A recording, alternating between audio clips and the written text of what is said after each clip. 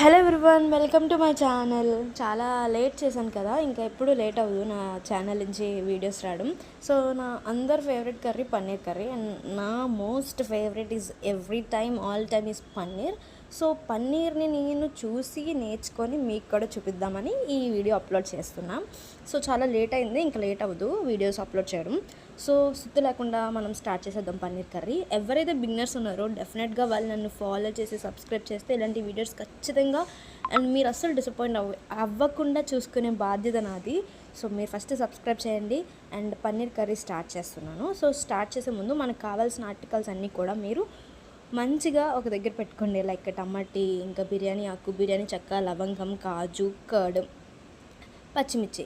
So ఇవన్నీ ఉన్నాయో లేవో చూసుకోండి. సో వీటన్నిటిని మంచిగా క్లీన్ చేసి సో అవన్నీ పేస్ట్ చేయండి. అలాగే పన్నీర్ని కూడా క్లీన్ చేసి చిన్న చిన్న ముక్కలుగా కట్ చేసుకొని కడాయి తీసుకొని కడాయిలో ఆయిల్ కానీ గీ కానీ వేసి పన్నీర్ చూసారా ఒక బ్రౌనిష్ కలర్లో వచ్చే వరకు ఫ్రై చేసుకొని పక్కన పెట్టుకోండి. అలాగే మనం ఇందాక చెప్పినట్టు టమాటీ, ఇంకా బిర్యానీ ఆకు, లవంగం చెక్క, కాజు వీటన్నిటిని కూడా మీరు మిక్సీ పట్టేయచ్చు. సో మిక్సీ పట్టిన తర్వాత కడాయిలోని గీ తీసుకొని అండ్ ఆయిల్ కూడా కొంచెం తీసుకొని పచ్చిమిర్చి, బిర్యానీ ఆకు వేసి ఫ్రై చేసి పేస్ట్ని కూడా అందులో యాడ్ చేయొచ్చు.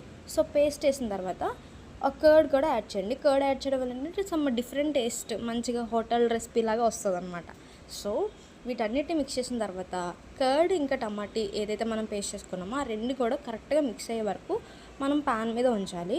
సో ఇలా ఆయిల్ ఇంకా టమాటీ రెండింటిని కూడా సపరేట్ అయ్యే వరకు, ఇట్లా బబుల్స్లో వచ్చే వరకు మీరు అలా ప్యాన్ చేస్తూనే ఉండాలి. సో నెక్స్ట్ మనం ఏదైతే పన్నీర్ తీసుకున్నామో ఆ పన్నీర్ని కూడా యాడ్ చేయొచ్చు. సో దానికంటే ముందు మనం ఇందులో మీ కన్సిస్టెన్సీ బట్టి వాటర్ని తీసుకోండి.